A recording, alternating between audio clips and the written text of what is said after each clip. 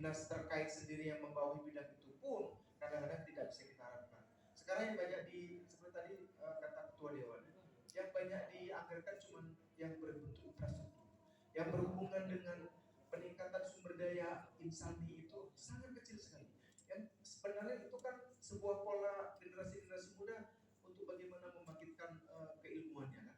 Tapi yang selalu ditonjolkan proyek-proyek yang berbau infrastruktur, yang berskala pendidikan mereka anggarkan untuk instansi di internalnya mereka sendiri. Tapi untuk bantuan-bantuan dari skala yang lain itu tidak ada. Oleh sebab itu kita harus menyuarakan juga pemuda-pemuda ini kepada gubernur ya. Apa ini kalau saya pilih Anda?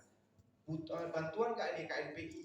Kami dibantu kalau kita ada program-program ini dibantu apa enggak? Itu termasuk juga. Jadi gubernur atau pemerintah kita yang punya visi misi juga termasuk salah satu aspek keberhasilan program-program yang akan dilaksanakan oleh lembaga-lembaga organisasi non profit ini untuk bisa berjalan dengan baik. Demikian ya, terima kasih.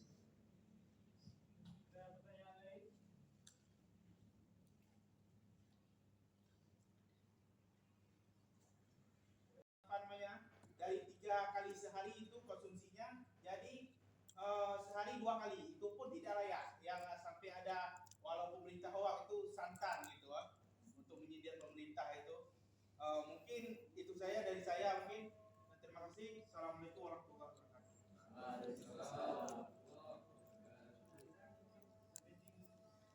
Dobrak dari tradisi dakwah kawan-kawan para ustadz mubadzir. Seolah-olah bagi kita ibadah itu cuma masjid. Lalu memberikan persepsi kalau bukan di lantai masjid atau tempat yang khusus sholatnya tidak sah. Kita sudah seperti orang Kristen yang tidak sah ibadah kecuali di gereja. Padahal semua spot itu prinsip dasarnya suci. Kenapa tidak diajarkan mereka untuk sholat di lapangan atau di samping kursi? Saya kuliah di Al-Azhar itu ketika musim ujian. Pada jam ujian itu nggak diizinkan keluar untuk sholat. Bukan tidak boleh sholat, nggak diizinkan keluar untuk sholat. Kalau Anda mau sholat berjamaah silakan lebar ujian dan kembali pelajaran berikutnya. Lalu bagaimana sholatnya? Didampingi kita ke tempat wudhu, lalu silakan sholat di samping meja ujian. Tapi kan nggak berjamaah. Ilmu lebih penting daripada amal. Maka andai kata dakwah kita disampaikan dengan luas kepada masyarakat, bukan hanya harus utamaan seolah-olah salat berjamaah di awal waktu adalah harga mati. Kita di negeri ini udah terlalu sibuk dengan harga mati. Udahlah NKRI harga mati, kemarin itu vaksinasi harga mati, nggak divaksin bisa mati, udah divaksin mati juga. Ditambah lagi salat berjamaah di awal waktu juga harga mati. Jadi inilah yang menunjukkan betapa dakwah kita tentang syariat Islam itu tidak berbasis Islam sama sekali, hanya berbasis pemahaman publik. Jadi misalnya kita sekarang sudah berkumandang azan, ini kalau sempat dipublikasi keluar akan diserang kami. Apa ini kami katanya mahasiswa Muslim Indonesia, tapi ternyata waktu azan berkumandang masih berlanjut. Seolah-olah berlanjut acara waktu azan itu dua dosa besar. Maka saya kritik kampus termasuk UIN Aradiri. Rektornya itu sejak beliau dilantik sudah saya gugat, tanda kutip juga dihujat. Saya berharap itu bisa lebih syariah. Kita berharap tidak ada yang masuk kampus itu pakai celana pendek. Ternyata yang diberlakukan peraturan adalah ketika azan berkumandang wajib berhenti kuliah. Pertanyaannya, dosa apa dosen yang mengajar kuliah ketika berlangsung azan? Maka banyak dosen-dosen yang curhat ke saya. Kenapa? Karena hanya saya yang berani melawan rektor. Sebab rektor nggak bisa pecat saya, karena saya boleh kota dulu. Mereka curhat, Pak Ustaz, kami udah tua menjelang pensiun ini, fisik kami udah nggak fit lagi. Ini ngajar di lantai 2, di lantai 3, baru setengah jam kita naik mengajar, berkumandang azan. Kita berhenti kuliah, turun 3 lantai untuk sholat, lalu baik-baik kita nunggu mahasiswa kembali. Tambah banyak waktu yang terbuang. Mubazir waktu itu lebih berat daripada mubazir harta. Harta mubazir masih bisa dicari, tapi waktu yang terbuang nggak bisa kembali. Ini kan contoh, kita udah profesor, udah kuliah tinggi, tapi pemahaman sederhana tentang syariat nggak berjalan. Maka tidak ada aulawiyah, kita nggak menjaga akhlak di dalam Islam. Yang kita jaga hanya sholat berjamaah di awal waktu saja. Maka termasuklah persoalan di arena pon tadi.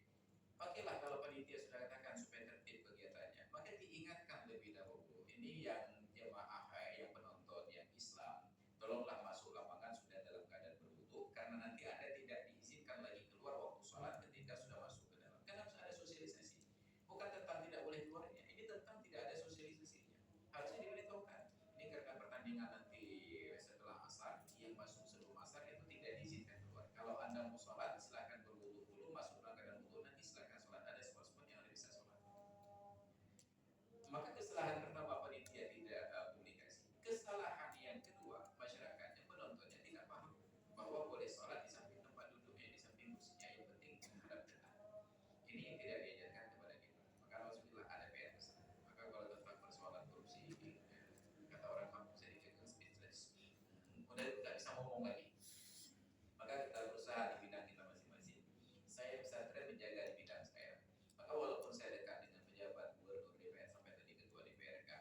Saya tidak pernah bermain dana aspirasi karena saya tahu kalau main aspirasi itu tetap dipotong sekian persen. Maka saya tidak pernah tawarkan. Tapi kita juga digugat di belakang katanya dekat dengan pejabat, tapi tidak sanggup bangun pesantren. Mereka yang pikir bangun pesantren itu ada bangunan gedung tinggi.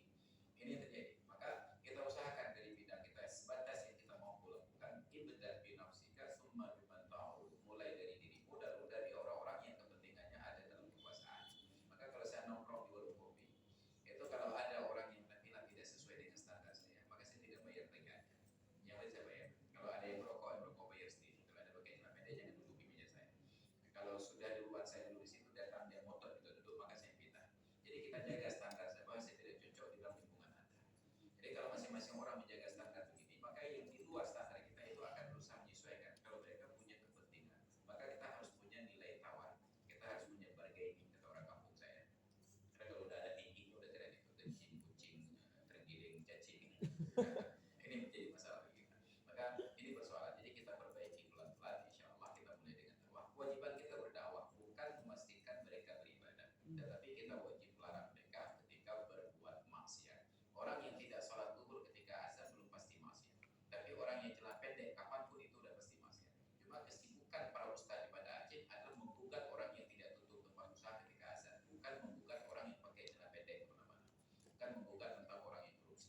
Maka nauzubillah, summa nauzubillah. Dia ada PR besar bagi kita. Angkat kembali, jangan begitu malu kita. Maka angkat kembali rasa malu tersebut, maka insya Allah itu akan beres. Nanti ada kawan-kawan yang duduk dengan orang-orang yang pakai celana pendek. Tegur, jangan duduk di sini, kenapa malu? Kenapa? Coba lihat itu yang duduk dengan kamu celana pendek. Jadi ketika itu kita angkat pelan-pelan, itu menjadi sebuah hukuman sosial. Dan insya Allah orang-orang akan mulai sadar kembali bahwa kalau dia pakai pakaian itu orang akan menjauh dari lingkungannya. Orang-orang yang berkelas, maka akhirnya mereka kumpul dengan sesama orang yang celana pendek. Jadi demikian tata cara yang mungkin dapat kita lakukan pelan-pelan insya Allah. Demikian, terima kasih.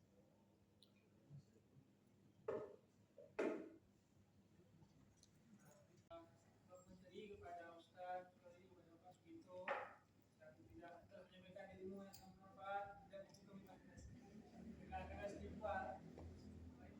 Demikian dan berakhirnya tadi proses penyerahan plakat, sertifikat, maka sisi diskusi kita, diskusi publik kita terkait evaluasi PON Aceh dan kaitannya ataupun perannya dalam penerapan syariat Islam di Aceh belum selesai.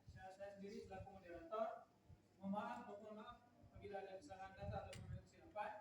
Juga sendiri selaku moderator mengucapkan terima kasih banyak kepada para peserta, kepada para audiens, kepada kawan-kawan semua yang telah menyimak